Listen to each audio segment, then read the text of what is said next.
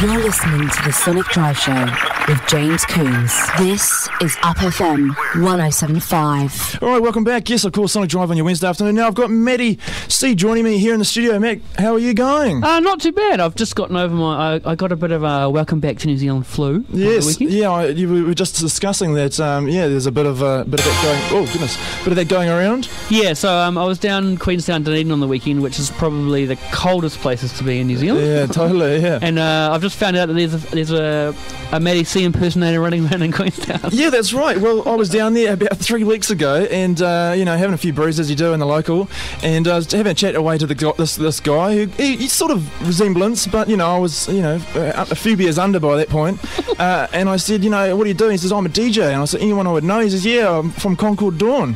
Well, I'm hoping he's not signing checks, and if he's getting any girls pregnant, I would like to state for the fact that wasn't me. No, well, I mean, how does it feel though, like having an impersonator, someone running around after you? Well, you've made it in life either when people start either impersonating you or bootlegging your tunes. I think I've ticked both of those boxes now. Indeed.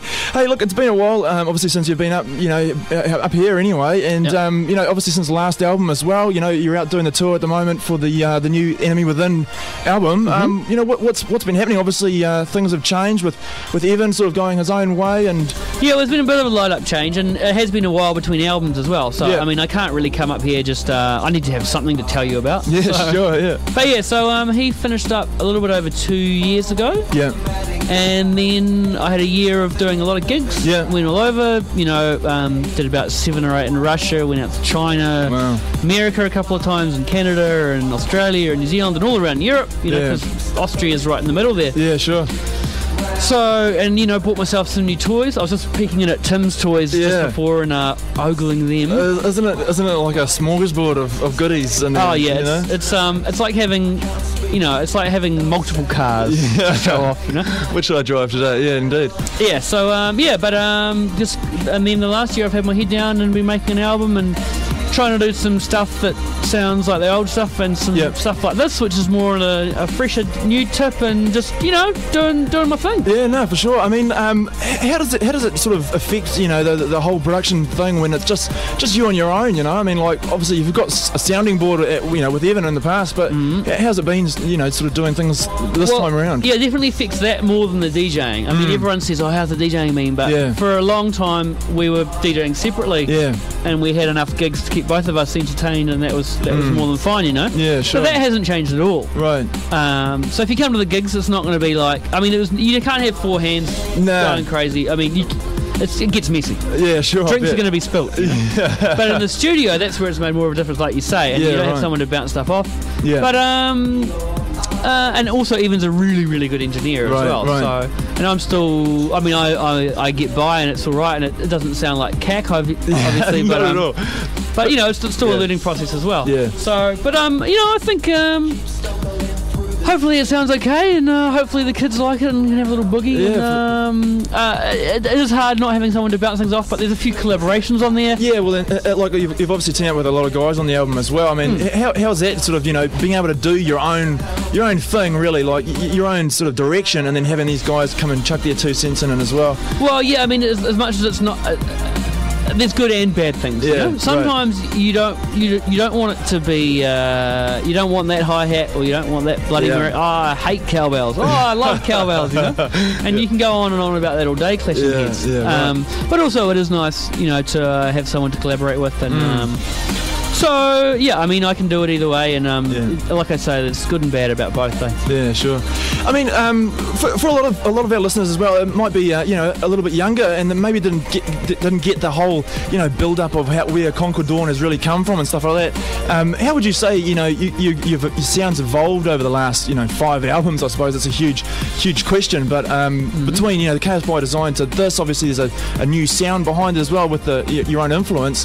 Is that just sort of a progression as far as maybe, I don't know, your experience, age? Well, age has a lot to do with it. A lot of bands get mellower as they go older as well. I mean, you're young and angry and full of cum, and you've got babies and a wife, and it's a different situation. Yeah, sure. I mean, if you look at She-Hat or Foo Fighters or a lot of bands, the sound changes. And also fashion changes as well. And I mean, I think drum and bass particularly fashions change really quickly in drum and bass. Yeah, you know? sure, totally. And right now everyone's really into there's this minimal thing that's really big, Yeah. and it's all very stripped back. Yeah. I guess that it's a little bit the influence of minimal techno, what have you. Yeah, sure. But you know, Concord Dawn, whether it was me and Evan or just me, has never really been super trendy drum and bass. Right. Like, obviously someone has to like it or you're out of a job. Yeah. But I think it partly comes from not living in London. Yeah. Where everyone, you know, all of a sudden it's like everyone's wearing a check shirt, like everybody. Yeah. Or like... All the girls have those little headband things on. Bloody everywhere. Yeah. And they don't really... Everybody does it in London. Everyone gets into it and it's 100%, you know? Yeah, sure.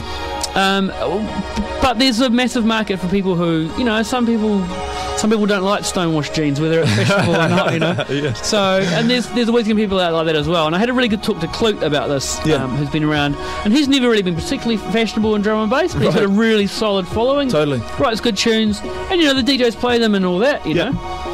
And he's a bit older as well, and he sort of says, you know, I mean, no matter what happens, there's always going to be someone who's into reggae, there's always going to be someone who's into heavy metal, you know, and there'll always be pop music.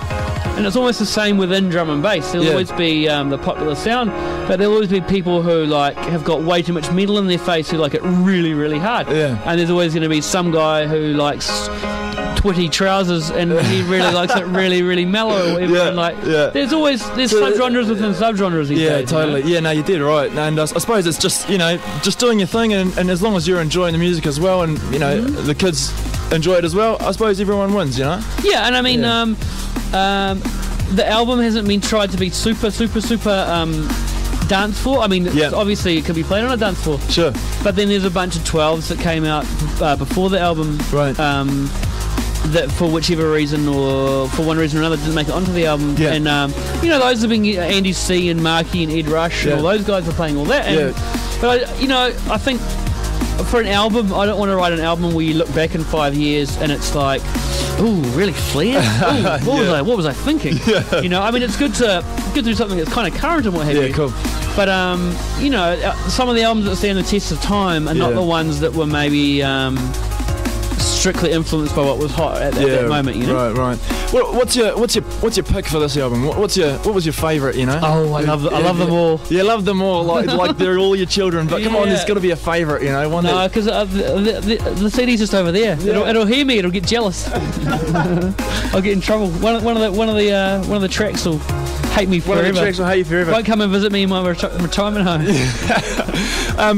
So what happens from here? I mean, obviously you're in the middle of a tour. You know, you've just played down south. I mean, how was the response down there? Obviously, there's a huge drum and bass scene down in down there, it was good. I mean, Dunedin was a little bit tricky because of exams and that. Yeah, right. But had a really good night and took Ollie Cern down with me. Yeah, who's doing some great stuff lately. Cool.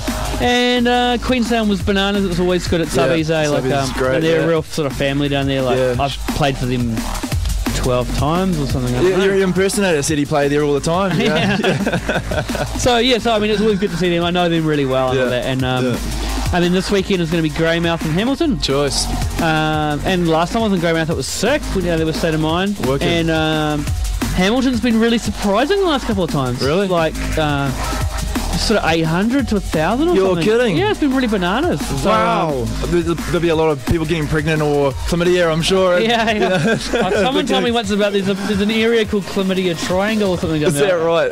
I think it's just been knocked off the #1 capital of the world for chlamydia or something now by another place. It might have been Rota Vegas or something, but yeah, the Triangle was like something like the Grumpy Mole, the Fat Lady's Arms, and some other pub. Yeah, that wouldn't be anywhere too wrong at all. I don't know. I don't sleep with random strangers on the street in Hamilton or anywhere for that matter. Yeah, sure. But no, it's really the scenes. There's a couple of locals who are really passionate down there, and it's good to see Hamilton. It's had its ups and downs, but it's really kicking up down there now. Cool. And then we got you back here on the 15th, I suppose, for the Auckland gig. Is it the 15th? Isn't it? I think it might be. I think you probably know more than me, to be honest. Let's just check my little notes here. I'm pretty sure you're up in Zen on the 15th next month. Yeah. So that should be fun, and we're going to be running 2 rooms, so it'll be like me, Bulletproof, Cern, Mitch and Paul G from Incognito doing their thing. Working. And then Nick D, Clark, and Maya and Vanya in the other room. Nice. So it should be fun. It's going to be a big night. Well, fingers crossed. Yeah. No, I'd say it'd be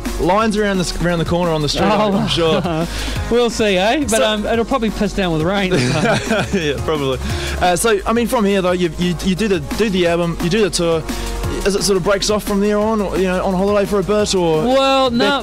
When do you sort of get back into it again? I'm going to be doing Aussie right after New Zealand. Right. I'm going to do. They wanted me to do 4 shows, but I'm only going to do 3. Yep. I don't really like to do more than 2 in a week anymore. Yeah. Well, you just stop being into it, eh? It's an age thing, perhaps. Well, no, but I think like you do a whole bunch of nights, and it gets to be a routine. Yeah. And you don't have the same energy. Sure. And if you've done 5 nights in a row, you see some guy on Saturday and he's like, man, I'm knackered, I can't be bothered with this. Yeah, right. No one wants to see that, eh? No one pays good money to see that. And I make enough money off doing 2 a week, and to do any more is just being greedy. Yeah, true. So, So, I'm going to do a couple in Aussie, and then I can get back in November. I've got a few gigs in Europe. I'm trying not to take any more, because I'm only there till just after Christmas. Right. And my mum's coming over in December. She wants to have a hoon around in the snow. Work it. And go out to Prague and have a little holiday and all that. Yep. So that's pretty much December written off. So I'm going to start up some tunes while I'm here, and then mix them down when I get back there. Cool. So I don't want to take too many shows. And I've already got some things. I just got an email yesterday for a festival in Poland in June. And, it starts to get like... so it's really just starting to sort of pipeline, I guess, all over again. Well, you kind of have to plan your breaks a little bit in advance, Yeah. So I'm going to try and keep November a bit more spacious. I don't know, to do a couple gigs that month. Yeah. But I don't want to do like 6, 7, 8, 9, 10 gigs in November, I want to see my missus for 2 months. Yeah, sure. There'll be some business to attend to there, don't you worry. I'm a man, I have needs. Hey, we all do. But also to get in my studio on that as well.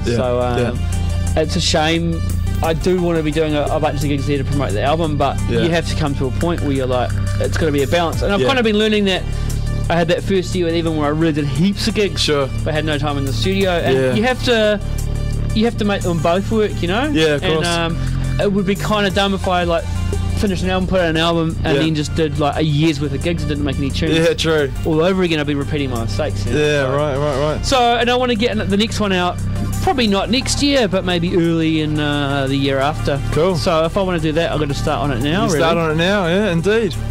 No rest for the wicked. Not at all. Cool, Matty C, pleasure as always to have you up here. Thank you so much. And also, if I do albums more often, then I can come up here more often. Yes, indeed. Yeah, we want that, indeed. All right, so thanks again. We're going to play some tunes here off the new album. So right now, track number 9 on this Space Between Us. You want to tell us a little bit about the tune before we turn it up?